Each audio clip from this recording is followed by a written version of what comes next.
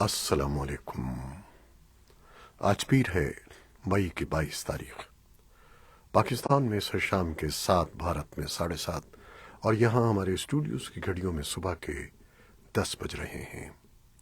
Voice of America Washington کی Urdu service سے میں ہوں خالد حمید، خبروں کے ایک بلیٹن کے ساتھ۔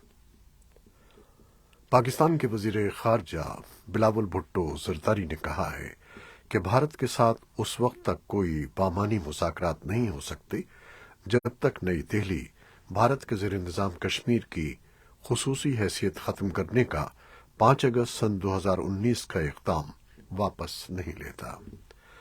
پاکستان کے زیر انتظام کشمیر کے دارالحکومت مظفر آباد میں وائس آف امریکہ سے ایک خصوصی انٹرویو میں بلاول بھٹو نے کہا کہ بھارت ایک متنازع علاقے میں G20 ممالک کی کانفرنس کی میزبانی کر کے صرف ایک کثیر القومی پلیٹ فارم کی صدارت کو ان کے بقول غلط استعمال کر رہا ہے، بلکہ وہ یہ تاثر دینا چاہتا ہے کہ بھارت کے زیر انتظام کشمیر میں حالات معمول پر ہیں۔ ان کے بقول ایک متنازع علاقے میں G20 کانفرنس منعقد کر کے بھارت نے مسئلہ کشمیر کو بین الاقوامی طور پر اجاگر کیا ہے۔ پاکستان کے وزیر خارجہ کے بیان پر تاحال نئی دہلی کا کوئی رد عمل سامنے نہیں آیا ہے، لیکن بھارت جموں و کشمیر کو اپنا اٹوٹ انگ قرار دیتے ہوئے پاکستان کے موقف کو مسترد کرتا آ رہا ہے۔ تفصیلی انٹرویو ہمارے سوشل میڈیا پلیٹ فارمز پر آپ کے لیے موجود ہے۔ ادھر 20 عالمی معیشتوں کی تنظیم G20 کے سیاحت سے متعلق ورکنگ گروپ کا 6 روزہ اجلاس پیر کو سری نگر میں شروع ہو گیا۔ اس موقع پر سری نگر اور بھارت کے زیر انتظام کشمیر کے کئی دوسرے حساس علاقوں میں غیر معمولی حفاظتی انتظامات کیے گئے ہیں۔ چین اور ترکی اس اجلاس میں شرکت سے پہلے ہی معذرت کر چکے ہیں، جبکہ سعودی عرب اور مصر نے بھی اب تک شرکت کی تصدیق نہیں کی ہے۔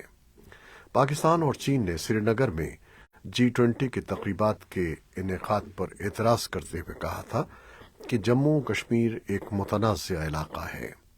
پاکستان کے اس اعتراض پر کہ جموں و کشمیر چونکہ ایک متنازع علاقہ ہے، اس لیے نئی دہلی وہاں ان تقریبات کا اہتمام کر کے اقوام متحدہ کی کشمیر پر قراردادوں، عالمی قوانین اور اقوام متحدہ کے چارٹر کی کھلی خلاف ورزی کر رہا ہے۔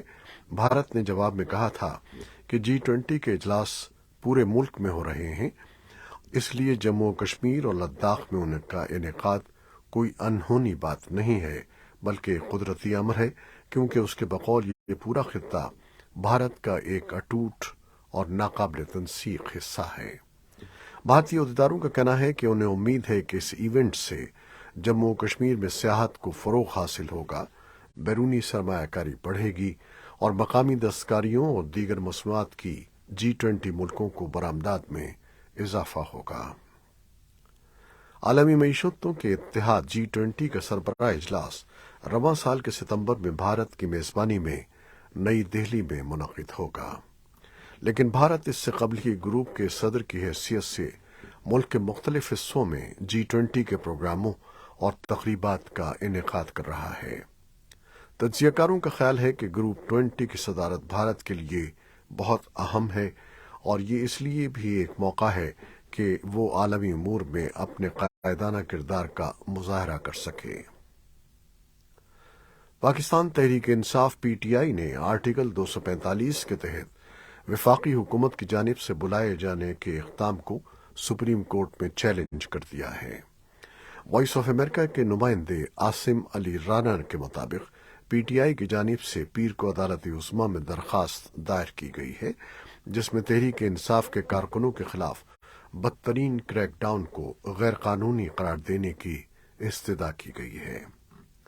پاکستان تحریک انصاف نے مبینہ آڈیو لیکس کی تحقیقات کے لیے بنائے گئے جوڈیشل کمیشن کو غیر قانونی قرار دیتے ہوئے سپریم کورٹ میں درخواست دائر کی ہے۔ PTI کی جانب سے وکیل سینیٹر بابر اعوان نے سپریم کورٹ میں درخواست دائر کی۔ درخواست موقف اختیار کیا گیا کہ سپریم کورٹ کسی بھی جج کے خلاف کارروائی کے لیے سپریم جوڈیشل کونسل کا فورم موجود ہے۔ دوسری جانب پاکستان میں حال ہی میں سامنے آنے والی مبینہ آڈیو لیکس کی تحقیقات کے لیے قائم کیے گئے کمیشن نے کارروائی کا آغاز کر دیا ہے۔ پیر کو سپریم کورٹ کے سینئر جج جسٹس قاضی فائز عیسیٰ کی سربراہی میں بننے والے کمیشن نے آڈیو لیکس تحقیقات کا آغاز کیا۔ جوڈیشل کمیشن نے کارروائی پبلک کرنے کا بھی اعلان کیا ہے۔ پاکستان کے صوبے خیبر پختونخوا کے قبائلی ضلع شمالی وزیرستان میں نامعلوم عسکریت پسندوں نے ایک ہی وقت اور ایک ہی علاقے میں قائم لڑکیوں کے 2 اسکولوں کو بارودی مواد سے تباہ کر دیا ہے۔ شمالی وزیرستان کے سول اور پولیس حکام نے اس واقعے کی تصدیق کرتے ہوئے بتایا ہے کہ تحصیل میر علی کے حسو خیل اور موسکی گاؤں کے گرلز مڈل اسکولوں کو اتوار کی رات بارودی مواد سے تباہ کر دیا گیا اور پولیس نے انسداد دہشت گردی کے قانون کے تحت مقدمات درج کر کے تفتیش شروع کر دی ہے۔ تاہم ابھی تک نہ تو کسی قسم کی گرفتاری عمل میں لائی گئی ہے اور نہ ہی کسی فرد یا گروہ نے اس واقعے کی ذمہ داری قبول کی ہے۔ یونیسیف افغانستان میں کمیونٹی پر مبنی 17,600 تعلیمی کلاسوں کی حمایت کرتا ہے، جہاں پورے ملک سے ان میں 5 لاکھ سے زیادہ لڑکیاں اور لڑکے موجود ہیں اور لڑکیوں اور لڑکوں کو بلا معاوضہ تعلیم فراہم کی جاتی ہے۔ ان میں سے بہت سی لڑکیوں کے لیے کمیونٹی پر مبنی کلاسز ہی وہ واحد راستہ ہیں جب وہ اسکول جا سکتی ہیں۔ Chief field officer central region N کنڈراچوک کا کہنا تھا کہ ہمارے عطیہ دہندگان کے تعاون سے یونیسیف ملک بھر میں کمیونٹی بیسڈ ایجوکیشن کلاسز میں 21,000 تک توسیع کر سکتا ہے۔ اس کا مطلب یہ ہے کہ مزید 1 لاکھ بچے اسکول جا سکیں گے اور ہزاروں لڑکیوں کو تعلیم کے حقوق حاصل ہو سکیں گے۔ اقوام متحدہ نے رپورٹ کیا ہے کہ افغانستان میں سن 2022 میں بارودی سرنگوں، جنگ کی دھماکہ خیز باقیات اور دیسی ساختہ آلات کے نتیجے میں 700 سے زائد بچے ہلاک اور زخمی ہوئے ہیں۔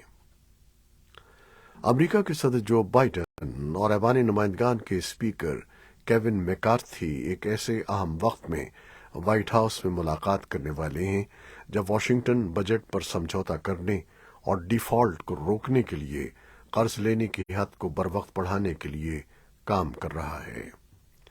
ڈیموکریٹک صدر اور نئے ریپبلکن اسپیکر کے درمیان پیر کی سپہر ہونے والی ملاقات اہم ہوگی کیونکہ وہ قرضوں کے بڑھتے ہوئے بحران کو روکنے کے لیے کام کر رہے ہیں۔ اس سے قبل ایک اہم پیش رفت میں بائیڈن اور میکارتھی نے اتوار کو فون پر اس وقت بات کی تھی جب صدر بائیڈن جاپان میں G7 کے سربراہی اجلاس میں شرکت کے بعد ایئر فورس 1 پر وطن واپس روانہ ہو رہے تھے۔ یوکرینی حکام نے پیر کے روز بتایا ہے کہ روسی افواج نے ڈنیپرو پیٹروسک کے علاقے میں میزائل اور ڈرون سے رات بھر حملے کیے جس سے عمارتوں کو نقصان پہنچا اور کم از کم 8 افراد زخمی ہو گئے۔ گورنر سریہی لیسک نے ٹیلی گرام پر ایک پوسٹ میں کہا کہ نقصان کے اہداف میں رہائشی عمارتیں اور گاڑیاں شامل ہیں۔ یوکرین کی فضائیہ نے ٹیلی گرام میسیجنگ ایپ پر بھی پوسٹ کیا کہ روسی حملے میں 16 میزائل اور ایران کے ساختہ 20 شاہد ڈرونز شامل تھے۔ ان کا کہنا تھا کہ یوکرین کی فضائی دفاع نے 4 کروز میزائلوں اور 20 ڈرونز کو مار گرایا۔ یوکرین کے ریاستی نیوکلیئر پاور آپریٹر نے پیر کو کہا کہ زاپورژیا نیوکلیئر پاور پلانٹ کو بیرونی بجلی فراہم کرنے والی ہائی ٹینشن لائن کو روسی گولہ باری نے نشانہ بنایا۔ یہ پلانٹ یورپ کا سب سے بڑا جوہری پاور پلانٹ ہے اور بین الاقوامی جوہری توانائی ایجنسی نے مسلسل تنازعات کے دوران وہاں حفاظت اور سلامتی کے خطرات کے بارے میں تشویش کا اظہار کیا ہے۔ IAEA کے ڈائریکٹر جنرل رافائل گروسی نے پیر کو ٹویٹ کیا کہ جوہری حفاظت کی صورتحال انتہائی کمزور ہے۔ ان کا کہنا تھا کہ ہمیں اب اس پلانٹ کی حفاظت کے لیے متفق ہونا پڑے گا، یہ صورتحال جاری نہیں رہ سکتی۔ یوکرین کے صدر ولادیمیر زیلنسکی نے اتوار کو جاپان کے شہر ہیروشیما میں G7 سربراہی اجلاس کے اختتام پر کہا کہ روسی افواج کے ہاتھوں یوکرین کے شہر باخموت پر حملہ دوسری جنگ عظیم میں ہیروشیما پر بمباری کی یاد دلاتا ہے۔ زیلنسکی نے اتوار کو روس کے اس دعوے کو مسترد کیا کہ اس نے باخموت پر قبضہ کر لیا ہے۔ ہفتے کے روز روس نے کہا تھا کہ اس نے 9 ماہ کی لڑائی کے بعد باخموت پر قبضہ کر لیا ہے۔ ہیروشیما میں G7 کی ایک نیوز کانفرنس میں اتوار کو امریکی صدر جو بائیڈن نے کہا کہ مغربی اتحادی یوکرین کے لیے اپنی حمایت سے پیچھے نہیں ہٹیں گے۔ بائیڈن نے کہا کہ بڑی طاقتیں روسی جارحیت کے خلاف یوکرین کے پیچھے متحد رہیں گی۔ انہوں نے اتوار کو یوکرین کے لیے فوجی امداد کے $375 ملین کے نئے پیکج کا بھی اعلان کیا۔ G7 سربراہی اجلاس کے موقع پر یوکرینی رہنما سے ملاقات کرتے ہوئے بائیڈن نے کہا کہ فوجی امدادی پیکج میں گولہ بارود، توپ خانہ، بختر بند گاڑیاں اور تربیت شامل ہے۔ روس نے کہا ہے کہ یوکرین کو F-16 طیاروں کی فراہمی سے نیٹو کے کردار پر سوال کھڑے ہو گئے ہیں۔ روس کے سینئر سفارتی حکام نے صدر بائیڈن کے جمعے کو دیے گئے اس بیان پر رد عمل ظاہر کیا جس میں انہوں نے یوکرینی پائلٹس کو F-16 طیاروں کی تربیت دینے کے پروگرام کا اعلان کیا تھا۔ یوکرین کے صدر ولودیمیر زیلنسکی نے صدر بائیڈن کو یقین دہانی کرائی تھی کہ F-16 طیارے روسی حدود میں استعمال نہیں ہوں گے، لیکن روس کے نائب وزیر خارجہ اور امریکہ میں روس کے سفیر نے امریکہ کے اس پروگرام کو بلا جواز قرار دیتے ہوئے سخت رد عمل ظاہر کیا ہے۔ اسرائیل کی فورسز کی مغربی کنارے میں کارروائی میں 3 فلسطینی ہلاک ہو گئے ہیں۔ خبر رساں ادارے AFP کے مطابق اسرائیل کی فوج نے اتوار اور پیر کی درمیانی شب مغربی کنارے کے علاقے نابلوس میں کارروائی کی، جس میں 32 سالہ ابو زیتون، 30 سالہ ابو رزاق اور 24 سالہ عبداللہ ابو حمدان نشانہ بنے۔ فلسطینی وزارت صحت نے بھی 3 افراد کی ہلاکت کی تصدیق کی ہے۔ دوسری جانب اسرائیل کی فوج کی جانب سے اس کارروائی پر کوئی بیان سامنے نہیں آیا ہے۔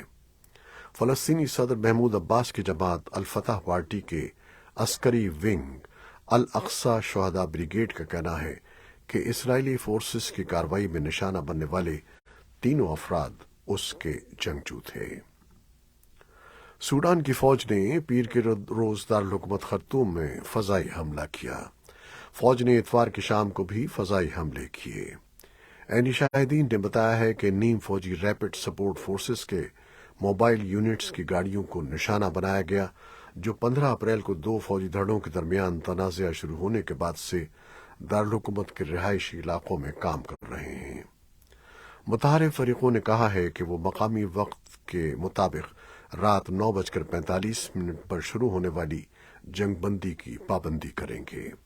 یہ پہلی جنگ بندی ہے جس پر باضابطہ طور پر مذاکرات کے بعد اتفاق کیا گیا ہے۔ جنگ بندی کے معاہدے میں فوج اور RSF کے ساتھ ساتھ سعودی عرب اور امریکہ کے نمائندوں پر مشتمل نگرانی کا طریقہ کار بھی شامل ہے۔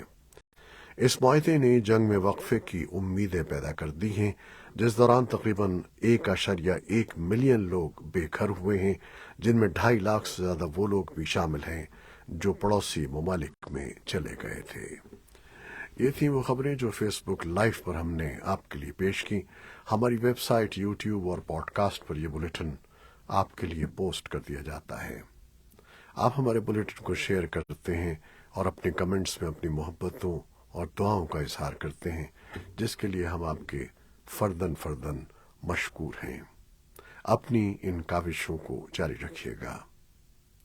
کیمرامین قذافی بابر اور نیوز ایڈیٹر بہجت جیلانی کے ساتھ خالد حمید کو اب اجازت دیجیے گا۔ اللہ حافظ۔